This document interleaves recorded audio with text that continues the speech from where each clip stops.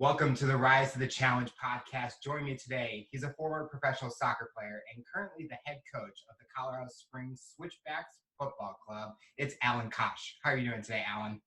I'm good. How are you doing?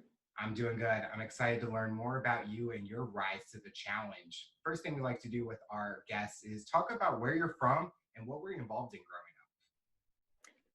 It's interesting. Where I'm from is not a very simplistic question because I've taken a very journey, and I was born and raised in Durban, South Africa, and I spent almost all of my youth in Durban. I went to Cape Town for 2 years. My dad's side of the family are all South African. My mom's side of the family are all German. So I grew up as a South African, but also very proud of my German heritage. And then this journey has taken me to multiple different countries, but I went to Canada in the mid-90s. My family actually immigrated. So for the last close to 20 years, I've also been a Canadian citizen. So it's not a very simple answer to that. I know where I was born. I know where I grew up. I know where I'm sitting right now. I'm very proud of all the different backgrounds that I have in different citizenships too. But I'm very much a global journey person, but also a global citizen. There's probably like a big difference between living in South Africa and Canada, as they're in like two different areas. And it's definitely probably the temperature and the culture and stuff. What's something that you enjoyed about each part and what you've learned about yourself and the culture being there? Lots of things about South Africa. I think growing up there, I was very fortunate. I was exposed to so many different cultures, different people, different languages, a very diverse way of life, which I love diversity. I love different people. I love cultures. I love languages. And also one of the things, just growing up in Durban, I grew up on the beach, and the Indian Ocean is one of the warmer bodies of water on the planet. So it was a great place just to grow up and frolic in the water and surf and bodyboard. And I was fortunate my family and I spent a lot of time at the beach there. And then Canada is the complete opposite because obviously it's a colder country. It's certainly not cold all the time. I was very fortunate. My family actually immigrated to Vancouver, which is probably one of the mildest climates in the whole of Canada. It's very much like Seattle and Portland. It's Pacific Northwest. It's gray and it rains, but it doesn't get that cold. But yet again, I enjoyed the different facets of life in Canada. Canada is also a very diverse country, and like the United States, there's just people from all over the place that have migrated to the country. So even though Canada and South Africa were and still are both very, very different, there's so many similarities between both countries. You talked about you picked up surfing and all of those different type of activities. Did you kind of make the transition when you moved to Canada, picking up like snowboarding, skiing, those types of activities, or was there something else that you found a passion in? I was fortunate. I learned to ski when I was playing in Europe. So when I did come over to Canada, that was something we carried on doing. Where we have our house in Canada, and I'm actually at it right now. Like I mentioned earlier, we got back to Vancouver late last night. There's a mountain just behind us. So continued skiing there. Our youngest daughter actually learned to ski on that mountain slope. So yeah, I have an appreciation for bodyboarding, surfing in the ocean, and then obviously skiing on the white powder is something I enjoy too. Don't do it very often now, and with age, I've had to become a lot smarter about how you do it in terms of managing my knees and my back and my body. But I certainly love the ocean. I certainly love the mountains too. Growing up, did you have any motivations or inspirations? Yeah, lots, and most of it revolved around the round ball. It was to play as much as I could, wherever I could, with whoever I could, and just enjoy the game as much as possible. And the game in South Africa, I grew up during apartheid in South Africa, where it was very segregated, but the round ball and soccer was so diverse that it allowed me the privilege of getting to interact with people from every different background, every different culture, and it definitely gave me an upbringing that I feel very fortunate to have had. But no, I supported some of the local teams. I went to watch Amazulu, who are still around today in the South African Premier League, and Manning Rangers, who don't exist, unfortunately, more in Durban. But there's big clubs like Orlando Pirates and Kaizer Chiefs in South Africa that everybody followers. They're the ones that were always on TV. So I had dreams of playing for some of those clubs. I played professionally in South Africa, but not at that level. But those were some of my motivators. But I also enjoyed all the other sports. I enjoyed rugby, cricket, track and field, every sport. I can appreciate every single sport there is out there because there's different skills required in every sport. But at the end of the day, people are just trying to maximize their abilities. I think that's what sport's about. Whether you play it professionally or recreationally, you're trying to maximize what you have. And some people obviously blessed with different skill levels. But at the end of the day, everybody wants to be the best that they can be. Even if you're playing a recreational ultimate frisbee, you want to go out there and be as good as you can at it. And obviously different people have different competition levels, but you want to go out and enjoy the sport and hopefully do as well as you can. When I was growing up, sports was definitely big in my days. I played soccer, baseball, tennis, all those different types. But I was one of those people where I was trying to push myself to the next level where I didn't care if I win because, okay, I get a trophy. But I wanted to show people what I can and can't do. And I was always there proving myself and practicing every day. And I think that's the best part about sports, even growing up, is you start learning those skill sets, even about teamwork, working as an individual or working with a team and other people that you may not know, and trying to find how can we all work together for that common goal. Because a lot of people, as you get older and you're now in the business or in a company, you kind of use those skills in a way where you come in and you don't know people and you say, how do we all work together? What's something that sports taught you at a young age?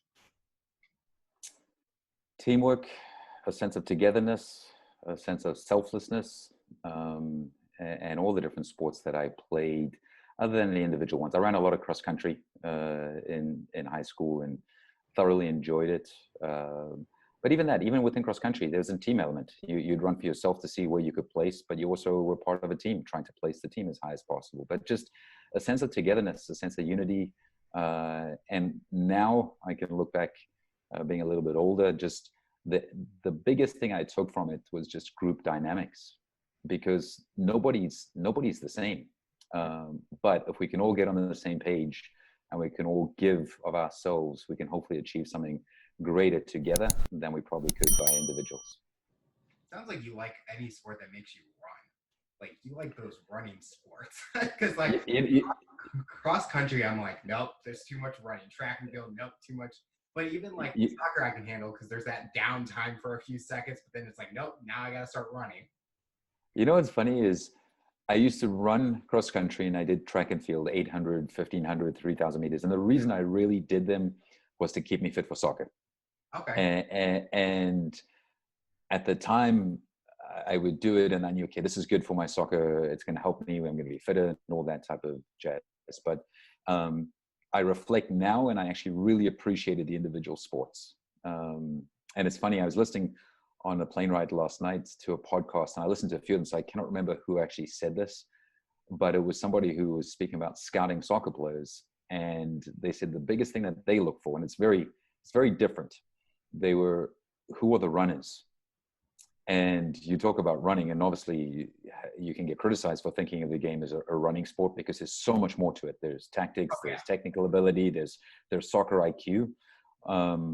I listened to several podcasts. I wish I could remember exactly who it was, but this was a big scout that said one of the biggest things they look for are who are the runners and who is willing to go do the work in possession, out of possession, and also show the required amount of intensity. So there, whether we like it or not, soccer is a running sport. There is a certain amount of running that is definitely required, and different players like to run certain amounts, but it is definitely a necessity in our sport. When you're doing track and field and cross country, did you ever have that moment where maybe you were pushing yourself too much or doing too much in training for soccer, or you were just wanted to stay active, stay fit, and that was the main goal that you were looking for? I remember in high school, our cross-country school races were on Wednesday afternoons. And I remember being in my 11th year of school, so the 11th grade. And I'd started playing for our local semi-professional team already at that age. And I was probably, I think, 16. And I would go run in the afternoon, and it was about 8 kilometers. and you would race. It was every race was important. You're trying to get points to compete, to qualify for provincial championships and national championships. I'd have to go do that. And my mom, thank goodness, would take me to those races. She would kindly bring some food. I would eat, and then I would travel straight afterwards to go play in the men's league. And it was a semi-professional league where we were getting paid some cash per game, that type of deal, and go play in a competitive game then at night. And I remember going at home after that 8-kilometer race and a game where I was a central midfielder, so you're quite run a lot, being absolutely exhausted. And then the next morning, waking up and going to school and studying and writing tests and all that type of stuff. So yeah, those are some challenges that were posed. But I look back at those very fondly because there's some great memories. Definitely having that type of schedule, you have to have like the mental stamina to do that, because some people, they would just crash and just be like, after 8 kilometers, be like, no, I can't do anything else. But maybe that was kind of like the motivation you had, is this is what I want to do possibly in the future, or this is what I enjoy doing. So you were willing to do anything and come up with the ways to make sure that you play at 100% both sports.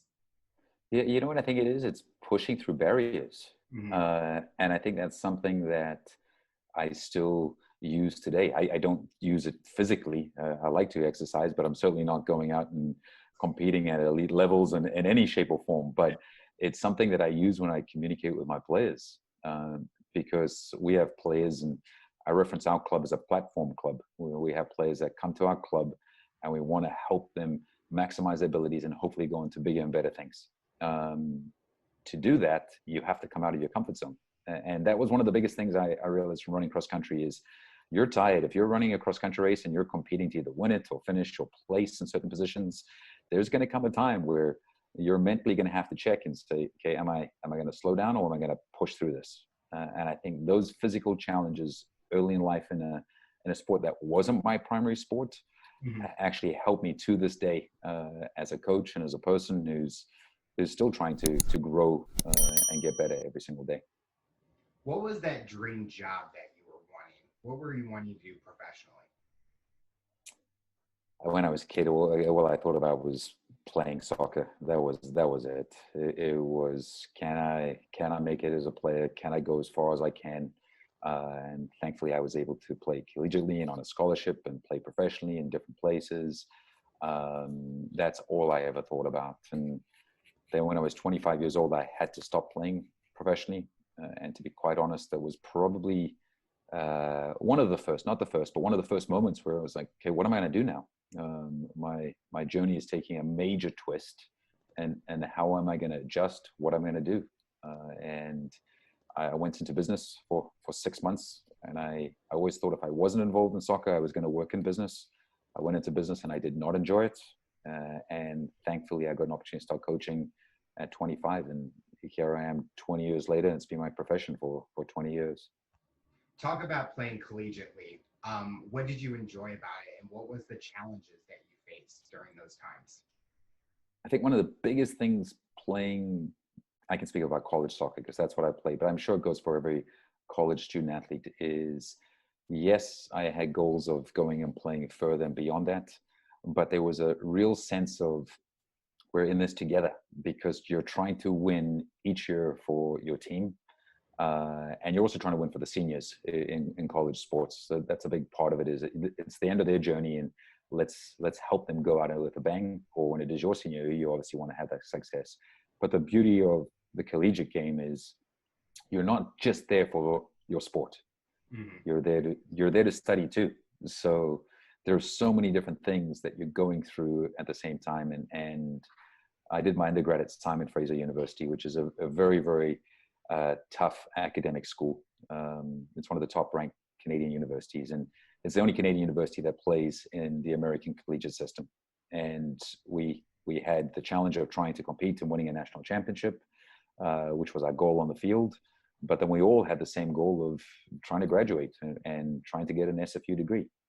So that was a pretty unique experience. It's very, very different than the professional game. I've been a player in the college game and in the professional game, and I've been a coach in the college game and in the professional game. And the environment is very, very different because in professional soccer, it's your professional soccer career. But as a student athlete, yeah, there's some players that aspire to become professional players, but you're all in the same boat. You're all trying to graduate. You're all trying to get a degree that if it doesn't work as a soccer player, you have something to fall back on. Did you have an easy time managing both academics and soccer, or was it a challenge for you? It was okay. It definitely wasn't easy, but it wasn't something that was incredibly difficult. I know some people struggle with it, and I've actually coached some players when I was a college coach that really, really struggled with it, and you had to work with them and give them guidance to either acquire or go work very, very hard to develop the skills to actually manage as a student athlete. And I managed to get by. I didn't graduate with the best GPA on the planet, but I didn't graduate with the worst GPA on the planet. I managed to get my degree, and I found the balance between studying, competing, and also trying to enjoy a bit of life too at the same time. I think that's definitely important. And I think that conversation with players or athletes wanting to go professionally is they don't have that fallback on a degree, because you never know when your career is going to end. You kind of mentioned that at 25, you had to stop playing. And luckily, you did have that degree to fall back on if needed. As you were getting to graduation stage, were you getting like calls about going professionally or semi-professionally? Yeah, in my senior year, I was definitely starting to think about it. I had some contact with the local team. Simon Fraser is actually in Vancouver, and it was called the Vancouver 86ers at the time, who are now the Vancouver Whitecaps. I had some conversations about joining them. It was also a time where there were indoor soccer teams. The indoor game was fairly big at that time in the 90s. So there was the Edmonton Drillers that had reached out. But I actually decided to go to Europe. I thought Europe was where I would like to go with the first step, and then hopefully progress to something bigger in Europe. So I went to play in the League of Ireland. And that was the last club that I played for. I played for Limerick in the League of Ireland. But I also was very fortunate. I was able to finish my degree. The last semester of my degree I did by distance, which in this day and age is a lot more common, and particularly during COVID times where there's a lot of universities that are all online. It wasn't that common to do it that way. But I remember finishing my last two courses of my undergraduate degree. I was playing for Limerick and doing my assignments there, and actually we'd have to mail everything in. I'd have to go to the library and get books. So it was a very different world than it is nowadays. The internet was around, yes, but it definitely wasn't as developed as it is nowadays. I'm making myself sound quite old, but it was quite common to do it that way in those days. And I was fortunate to be able to play as a professional, but also finish off my degree at the same time. How was that experience playing in the League of Ireland? Was it kind of was there a big difference between, well, obviously from college and there, and did it feel like the professional level that you were looking for? Well, first off, living in Ireland was beautiful. It's a beautiful country, beautiful people. It was a fantastic time, and actually, our oldest daughter actually lives in Ireland now, which is kind of an interesting twist. But the league itself, I'm glad I grew up in South Africa, and I'm glad I played rugby, because playing in the League of Ireland in those days was incredibly blue collar. It was a physical league. I was a central midfielder. I didn't touch the ball very often in the game. The ball went from the goalkeeper, from the defenders, over my head to the center forward, and you would have to sprint up and down the field. So we tried to play a little bit within the game, but a lot of the game was very, very direct. And was that the style of that day and age? Potentially.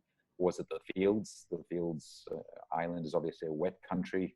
The quality of the fields wasn't as good then as it certainly is now. I think the game in the League of Ireland has developed a lot in the last 20 years, but it was thoroughly enjoyable. It was a great league to play in.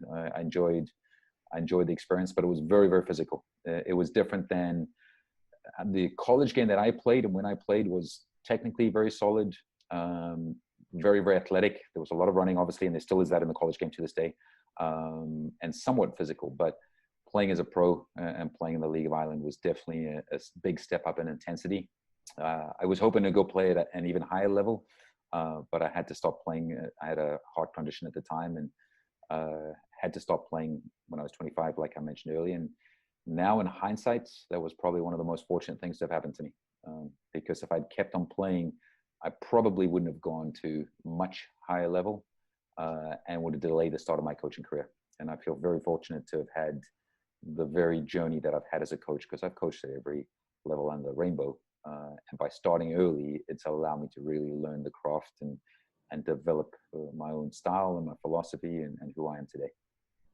Did you ever have to have like a leader role or a captain role, or did you kind of have to look up to someone in those spots, and how did you handle those situations? In high school, I was the captain of our high school team. In my youth teams, I was the captain of all my youth teams. In college, for my sophomore, junior, and senior year, I was the captain of the team. So from a young age, I was a leader of those teams. In the professional game, I was never the captain of any of my professional teams. So there were other leaders that I looked up to and worked with. But even to this day, I still believe there's leaders in different teams, and they come in different shapes and forms. And my current captain of our switchbacks team is probably one of the least, if not the least, vocal player on the team.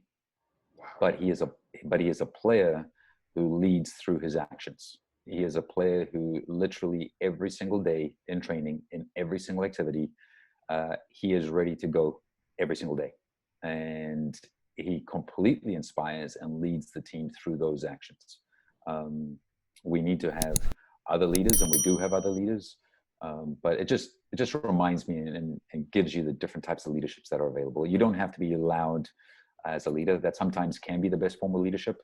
But other times you can be a silent leader. I'm just going to do my job, and you can inspire the people around you by going out with that approach. I think a lot of people can relate to that. Even a leader doesn't have to have the title of captain or manager or something. They can come, like you said, all shapes and sizes, and can come out of nowhere. And I think it's based on their actions where they can prove to themselves that people can follow and they can listen to them. And definitely I've experienced that, where I see someone who doesn't have the title, but they're doing what's right, and they're doing it where you can learn from them. And I think I enjoy hearing that the person, your captain, is not the most loudest person, because maybe that's his strategy and it works for the team, and they can all respect that in a way. Yeah, it's interesting though, because you can go from, and I love topics like this. I love organizational behavior and structures and all of that. I've enjoyed studying it. I have a master's degree in human resources, but I've lived it as a coach. And people talk about culture a lot of the time in an organization or in a team. And obviously a lot of that time that falls on your head coach or your president of your club or your general manager, whatever the title may be. But it's not just the person who has the title that's responsible for it. And some of the people that I've worked with in my career in different places that have added the most to the culture haven't been the people that are maybe at the top of the pyramid from a title perspective. I've had equipment managers, we call them kit man in our business, that some of them have been the most important people in our entire team because of the contributions that they make to the culture. A lot of the time, they're the person that the players see the first when they get to the training ground or the stadium, and their energy, their positivity, their mindset sets the tone for everybody's workday. And they're not the president of the club, they're not the head coach, but in many, many respects, they're the most important person. So titles don't mean anything. Obviously, a lot of titles can have major impacts on pay grades and things like that. But in terms of the overall effectiveness on an organization or a team, everybody can play a role, and everybody can be a leader in different ways. So no, I feel very, very fortunate to work with some great people in those different roles that really have contributed a lot to culture and have helped improve everything that we do on and off the pitch. How did you prepare to now make that transition from playing to, you did work for a company for a little bit, and then now going into coaching? How did you know that coaching was your next path that you wanted to go on? I had no clue. A lot of people, I think, and particularly in the US, where I think there's a lot of respect for coaches in different sports, and you'll go see documentaries on different basketball coaches or American football coaches and different things like that. So there's a greater awareness and appreciation for coaching potentially in North America than there may be in some other places. But growing up in South Africa, I never ever dreamt of being a coach. It was never a thought of mine. And then when I came to North America, and particularly being at Simon Fraser University here in Vancouver, that was the first time that I remember looking at the head coach and the assistant coach and being like, wow, they're actually involved still in the game. And the head coach was a little bit older, the assistant coach was younger, but they're still continuing that journey. And that's when I started to think about it a little bit, but never really thought about it very seriously until when I had to stop playing. My old assistant coach became the head coach of the college team. And he offered me the assistant coach job for absolute peanuts. But it wasn't about the money. It was about the opportunity. And I'm incredibly grateful to him. And here I sit today. So yeah, it wasn't something I thought about, dreamt about. I didn't even know it was a career when I was a kid. But I'm glad it is, and I'm glad it has been. Being a coach for a team, did it still have that passion in you to still be a part of the soccer organization where you're not playing, but you're still playing a big part in the impact that the team makes? Oh, huge. I still get the same nervousness or butterflies in the stomach before a game as a coach that I would as a player. And I don't get mass butterflies. I get what I would call a healthy nervousness. I think that to be slightly nervous or a little bit of anxiousness before a game is good. It shows that it means something to you. So yeah, as a coach, I definitely love feeling the same thing that I used to feel as a player. But having been a coach for a long time now, I know now that I can impact everybody. Whereas a player, you could only impact yourself.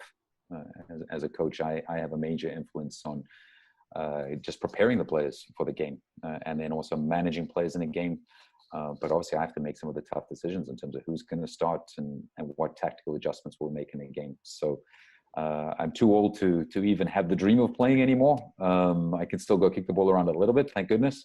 So I don't even contemplate playing, and that's a distant dream. But I can definitely appreciate what the players still go through, but I thoroughly enjoy my coaching role. What's been a big accomplishment you have had with coaching at a college level? As a head coach, I took one of my college teams to 3 Final Fours. So that was something that I have very, very fond memories of. And I know still being in touch with some of those guys that played in those teams. It's beautiful to have had memories with student athletes that those guys will talk about when they're 60, 70, 80 years old.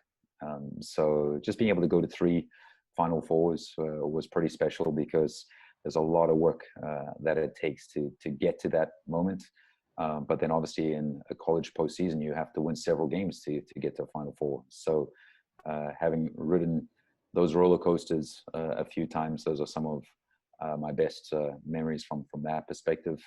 Some of the other memories are seeing guys graduate, having players that you never thought would graduate from college and seeing them graduate and setting themselves up for success for the rest of life. I can take a lot of gratification from that. Were you able to win like the national championship after getting to the Final Four? No, all 3 times we lost in the Final Four. So yeah, that's why I was going to say, if we'd won it or even got to the national championship game, I would have said those were my biggest achievements. So no, in the college game, all 3 Final Fours that I got to, we lost, unfortunately. We went back to back. I think it was 2012 and 2013 in NCAA Division II.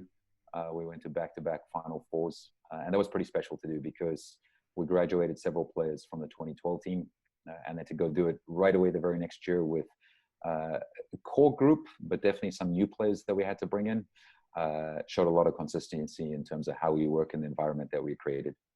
So how do you keep those players and yourself motivated to come back next year and get to that level again? Because sometimes players might feel defeated because they didn't get that big one and they don't feel like they can do it or make it back there. So how do you keep your players during that time motivated to come back next season and perform at the same level?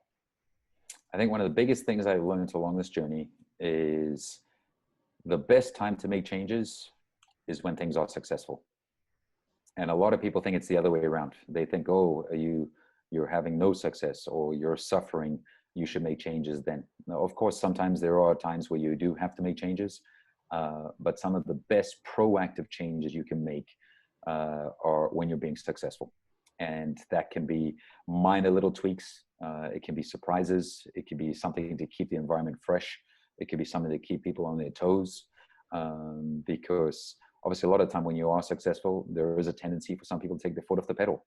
And I believe when you are successful, that's the time to push even harder so you can maintain and sustain that success. And that's my job then as a leader, is to make changes and make the right changes at those times. And they can be minor little tweaks, but just keeps it fresh, keeps things innovative, and keeps people wanting to achieve that success.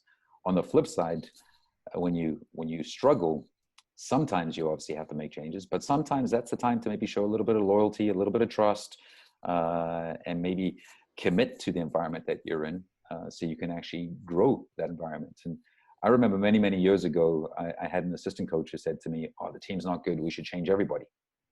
And I paused for a second and I was like, yeah, there might be some reality to what you're saying, but don't you think we should challenge ourselves now as coaches and show how good we are?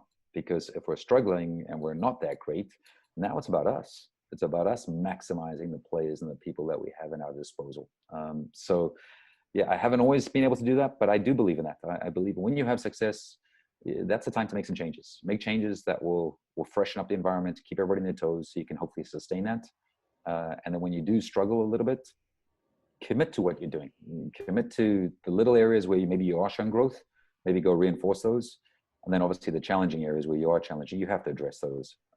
But maybe that's a little bit unconventional, I would think, from a managerial perspective. But I've found that those things have helped me have success in different places.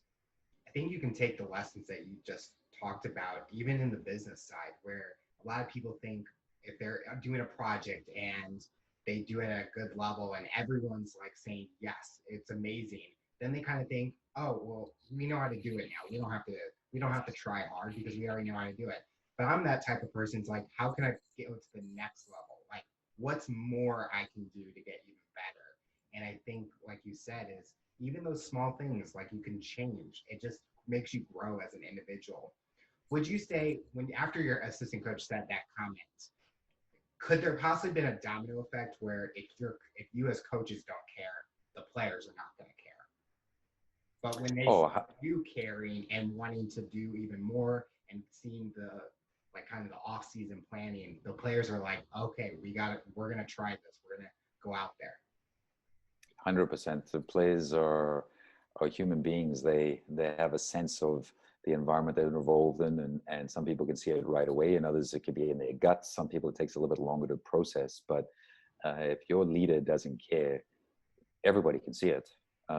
And in this business, I work in professional sports. If you don't care and you're not prepared to commit everything, you shouldn't be in this business, because we're in the business of performance. That can be results team-wise. It can be individual results.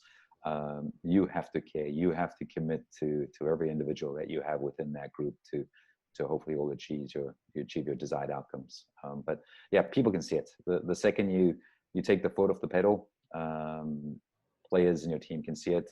I can even see it. I've seen it when I've competed against teams, and sometimes this happens maybe towards the end of a season, and you can see maybe a team struggling and they've had a tough year and they're almost just hoping for that year to finish. You can see maybe the head coach, the assistant coaches, certain players in their team, you could see they're going through the motions. They're just waiting to finish it off. From my side, where I've been the majority of my career, those are moments where you get even more energized, because now it's like, okay, we have a competitive advantage. We're going to go in and now we're going to get the job done. Were you always looking at what next can I do? Like, can I go to the next level of the professional leagues? Or were you kind of okay being at the college level? When I was a college coach, I always had aspirations of being a professional coach. I wanted to always challenge myself. And I remember speaking to other college coaches, and everybody would say the same thing. Oh, we'd love to go do it. We think we can go do it. But I'm a firm believer, unless you actually do it, you cannot do it. And actions speak louder than words. And I remember I was one of those guys. We would have chats after games, and I remember speaking to some of my coaching collegiate colleagues who were great guys and great coaches, to be quite frank. But the majority of them didn't go to that level because they weren't willing to sacrifice, and you have to take major sacrifices personally and with your family to commit to doing different things, because in the professional game you're going to have to move. And it's ironic because I'm back here in a house in Vancouver, but since I've been in the professional game, I started here with the Vancouver Whitecaps, but we went to Cincinnati, and now we're in Colorado. So you have to be willing to physically move, but also move outside of your box too. So when I was a collegiate coach, yes, I definitely aspired to be a professional coach and go as far as I could. I've been a USL head coach. I've been an MLS head coach. And now where I stand today, to be quite frank, I'm about maximizing where I am, because I have been at a higher level. Where I coach now is the second tier of professional soccer in North America. And I have been at the first tier. I'm motivated to be successful wherever I am. And I use the word project a lot. This is a project where I am, and I'm motivated to maximize the project as much as I possibly can. And if I go to what people may perceive as a higher level in North America or somewhere else, so be it. I just want to be as good as I can possibly be in whatever environment I'm in. Talk about getting the opportunities with the USL team and the MLS team. So I left the collegiate game. I went to be a scout first with the Vancouver Whitecaps, or a Major League Soccer team. And then when I started scouting for them, they created a USL team, and they had their second team play in the USL. So I got to work primarily with a lot of younger players in the environment, but work for a big club. And I thoroughly enjoyed it. It exposed me to working with other coaches, other philosophies, other ideas. And I think that was one of the biggest growth opportunities for me, just to see some things that I thought people did well, and also see some things that I didn't think people did well. You can learn from other people's successes, and you can also learn from other people's failures too at the same time. So I saw a lot, and I grew a lot during that time, and got to work with some young players. And Alphonso Davies is the most well-known one, who's gone to play for Bayern Munich, and he won the Champions League a few months ago. So it was thoroughly enjoyable working with young players like that. Then I left to go to Cincinnati and wore every hat on the rainbow when I started off there. And then I became their USL head coach. We had a lot of success. We won the USL. And then we went to MLS, and I became the MLS head coach. So it didn't just happen overnight. I had to have had a lot of success in different places and work incredibly hard to get there. But then probably one of the best professional things that could have happened to me, it happened to me. And it's bizarre to say that. But for the first time in my entire coaching career, I'd coached in 5 or 6 different places. I'd been successful. We had a short little window of a few weeks where we weren't successful, and I got dismissed. And that happens in professional sports. It's not fun. It's not enjoyable. But it was probably one of the biggest growth opportunities of my life, where I was able to actually really reflect at what I was doing well, at certain things that I maybe wasn't doing that well, and kind of just grounded me and put me in a place now where I can be very, very confident and comfortable with who I am as a person and who I am as a coach. And it's what really allows me just to be in the moment, enjoy what I'm doing. And that was part of the question you asked earlier. That's why I can actually enjoy being the Switchbacks head coach. I don't want to be coaching anywhere else other than the project that I'm in at that particular moment. It's very much about being engrossed with what you're working on. It's almost like a little kid being thrown into a sandpit, and you're in the sandpit, go make the most of it. And that's just the sandpit you're in. So whichever sandpit I'm going to get thrown in, I'm going to go make the most of it. And whenever the day comes that I move to a different sandpit, I'm going to go make the most of that sandpit that I have. So With sports, a lot of times when a coach gets released, it's usually a media blast. Like everywhere is calling, like seeing it, hearing about it, people are commenting about it. Was it hard to see that go like that? Or like you said, and I love the attitude that you have where you're ready for that next challenge and you kind of just took it on the chin and said, okay, what's next? Let's keep it going. What's the next project I'm going to take on? yeah, a lot of the time when a head coach gets fired, it's not just the head coach, because everybody's working together. So there's all the different layers underneath and around and above. And the majority of the time when a head coach gets laid off, they truly are the scapegoat. People are looking for, okay, we have to make a change. How are we going to do that? And sometimes they'll do that in a graceful manner. Sometimes they'll go out and do it in certain different ways. And media will will take it however they want to go with it and create stories and blow it up as much as possible. And that's the reality of professional sports. It's an entertainment business, and people have the prerogative to go wherever they would like with that. But really, I've learned that when a head coach gets dismissed, it's not just the head coach. There's a lot of things that obviously aren't going right at that time in so many different levels. And you take it personally. It's the only time it's happened to me in 20 years. So I definitely took it personally. But I'm actually glad it happened. I almost wished it had happened to me earlier in my career, because it actually allows you to truly reflect. You're forced to. All of a sudden, you're coaching in a place, your baby's been taken away from you. You're packing up, you're flying out of town, or in my case, I was flying out of the country, and you're actually having to go figure out, okay, what am I going to do next? And I was out of the game for a few months, not for that long, but I wanted to get back into it. I love being engrossed in this game. I love coaching. I love developing players. I love trying to maximize teams. So I learned a lot from that experience. I'm glad I went through it. And in many respects, you almost wish for other younger aspiring coaches that it happens to them earlier. It's not fun, but it is definitely something that can be a growth opportunity for the individual when it does happen. Taking on the role as the head coach of the Switchbacks, what's the biggest thing that you've worked on with that team? Yeah, it's interesting because when I inherited this team, I got there, it's just over a year ago, the team came lost in the USL Championship. So it was a team that on-field wise, and really from a club perspective, had really stagnated.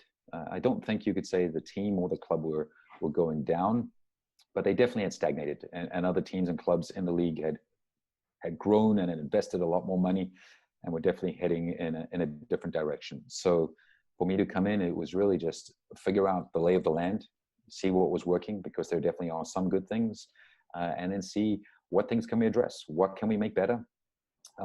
Resources are at the level that they're at, so it's not all of a sudden that there's going to be this magical influx and we can just go buy and spend money on everything that we have to go fix. No, we actually have to roll up the sleeves and do a lot of the work ourselves. So it's about prioritizing certain things. What can we work on? What can we make better? What are some of the things that we actually know we won't be able to make better because we either don't have the financial power to do it, or maybe we don't have enough human resources, maybe we don't have enough staff to physically do some of the things that we'd like to do. So it's a project, it really is, and it's a slow build, which in professional sports, people expect miracles very, very quickly. And we've shown significant progress, in my opinion, in this last year. But we definitely still have a long way to go. When I got the club was 18th out of 18 in the Western Conference. This year, because of COVID, we divided up into little divisions. We probably had the most challenging division across the entire nation.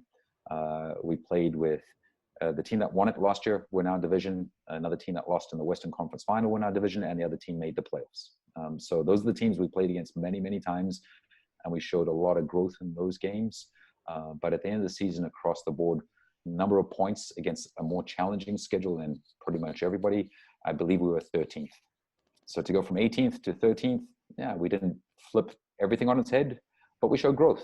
And that's the progression that I like to see. I'm proud of the players, the staff, and the club for the route we're taking. But we definitely have a lot of growth still to go, and still a long way to go. But it's exciting. The club is opening up a brand new stadium. I don't know if you've seen the renditions. They're building this beautiful stadium on the side of the Rocky Mountains in downtown Colorado Springs. So it's going to be a beautiful stadium. One of the best sporting stadiums, I would say, in the whole continent. Not the biggest. It's only going to be 8,000 seater, but it's going to be beautiful. So there's a lot of exciting things that are happening, and I feel like we've made a lot of progression this year, but there definitely is still certain targets that we'd like to hit as we move forward. I know here I'm in Missouri, so we're getting a new MLS team, and I know everyone's so excited. We're all seeing the renderings of the stadium. We're like, they're really putting it there. Like, it's hard to picture it on a drawing of it, but I think we're all excited to see how that goes. Would you prefer playing? You talked about the schedule and the teams in your division. Would you rather play teams that are good competition than playing teams that are just easy wins? Because the competition teams, your players can grow and learn and be able to develop over time than taking an easy win and not trying. I think it depends on where you are and what are your desired outcomes. I think if a team is, we have to win at all costs, and no matter what it is, we have to put a winning product on the field today. Yeah, you want to challenge yourself, but some challenges can be very, very difficult. So sometimes it is good to have slightly easier games because it allows you to go win. Everybody feels good when they win, but you can also develop confidence. And then that can allow you to go beat maybe some teams that you normally wouldn't beat. But for what we needed this year to be, for the individual players and their personal growth and our team, I was ecstatic. When the draw came out and it said, this is who you're going to play, I call it the group of death. I know several other people in media did too. I was very, very happy to play some of those difficult teams because it gave us a measuring stick. This is where we need to get to. And we actually progressed against the top teams that we played against. Our actual results improved every single time we played them. And the performances improved too, individually and collectively. So for where we are, I was very, very happy to play a difficult schedule. Obviously, sometimes you prefer to play maybe a weaker team here or there because it allows you to win a game and get confident, and then your team can grow and become better. But no, for where we were at and what we needed to do this year, I was very, very happy to play a difficult schedule. What are you hoping to accomplish as a team next season? Yeah, so it's exciting. It's moving into a brand new stadium where the club is growing, but really continued to progress on the field.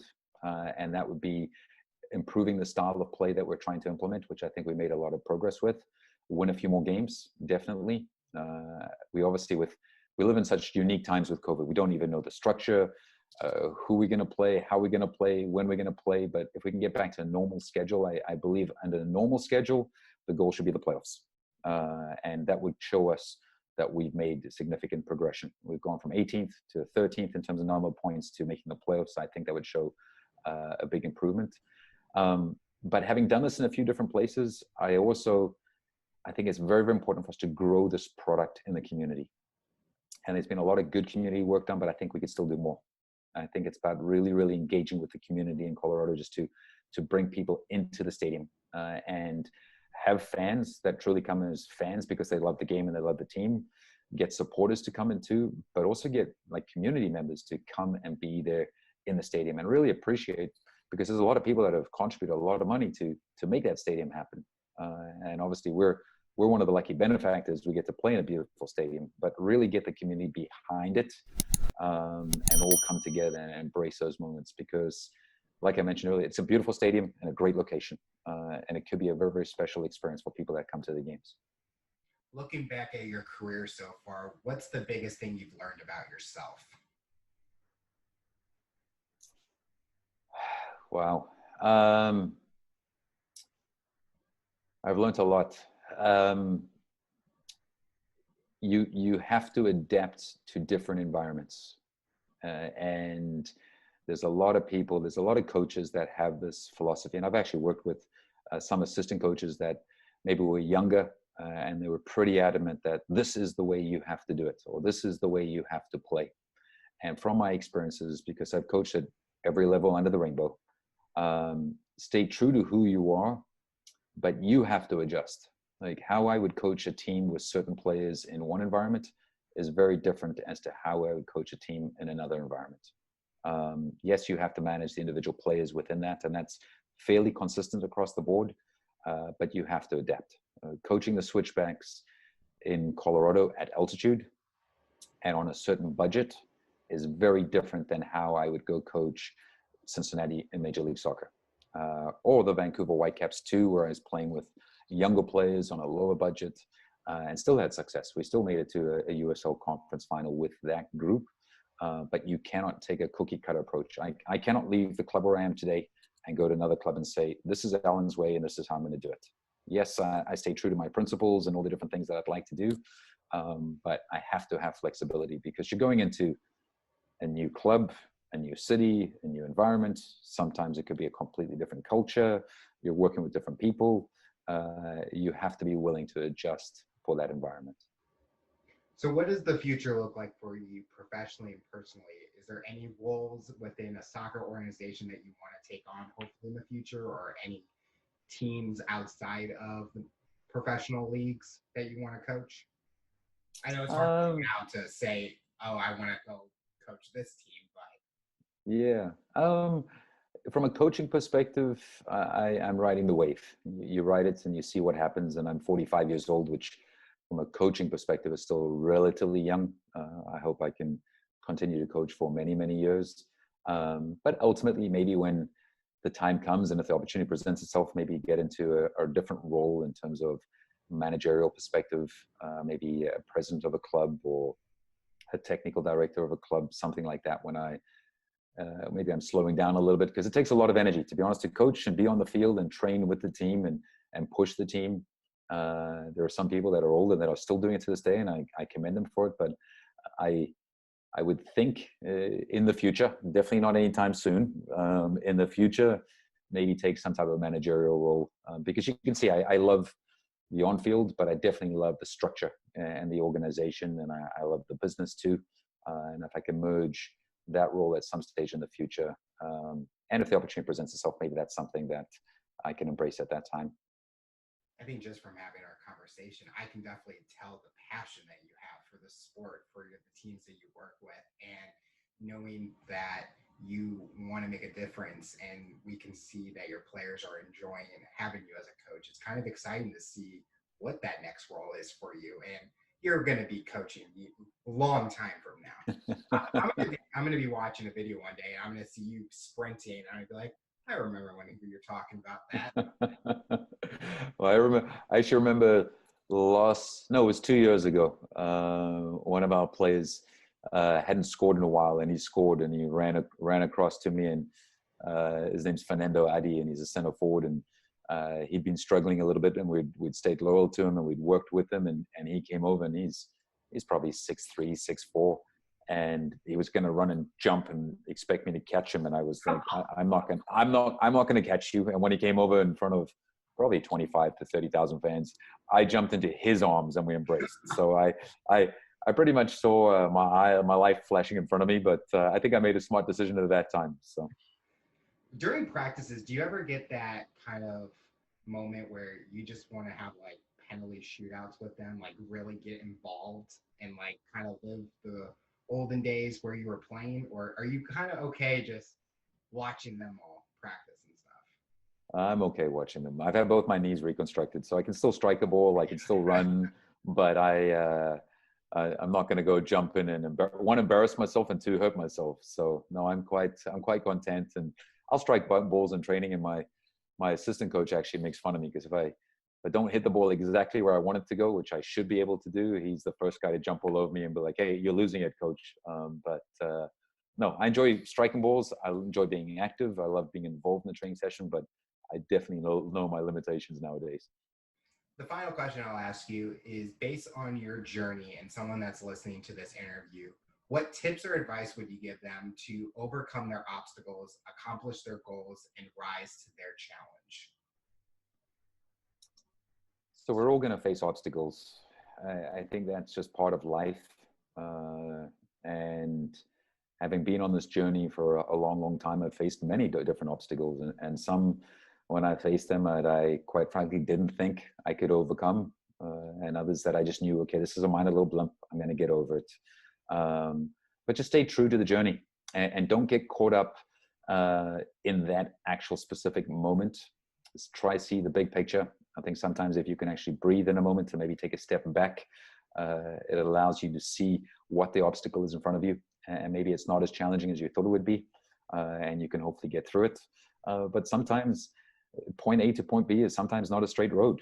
Sometimes you have to go slightly on a little bit of a detour to hopefully get back to that same road. So stay true to the goals that you have, and when those obstacles present themselves, sometimes have a chuckle. I've sometimes had an internal laugh with myself in some of the most difficult moments, because I've been fortunate to be in that moment, if that makes any sense. And you're fortunate sometimes to have obstacles. They're going to present themselves. Don't lose sight of your goals, and try to be as calm as you can possibly be to get through those challenges. And I remember the first time I coached in front of some huge crowds, and you can get applauded and you can get abused in those environments. And I remember the first few games, literally just having to take a deep breath, just slow down for a second, take a deep breath, breathe out. Okay, I've got this. I'm ready for it. And you walk out in the stadium and you go acknowledge the fans and you get on with your job. But you're going to face obstacles. I think if you're facing obstacles, that shows you're living life, which is beautiful. Life is not always going to be easy. And sometimes you need to go through difficult moments to get to some good places, of course. So yeah, don't be afraid when you have obstacles. I think that's a positive. Stay true to your goals, obviously, and you can work through all these different challenges. It may feel like you're taking a side road at times, but you can eventually get back to where you want to go if you can continue to persevere and seek guidance too. You don't have to solve every problem by yourself. I think some of the biggest and most successful people that I've interacted with have mentors. Have a mentor who you can reach out to and just take their brain and share your challenge or share your problem, and hopefully you can get through it. Alan, I want to thank you so much for coming on the show and talking about your rise to the challenge. We definitely have learned so much about you, and we're excited to see what the future has for you. Awesome, Alex. I appreciate the opportunity, and thanks a lot.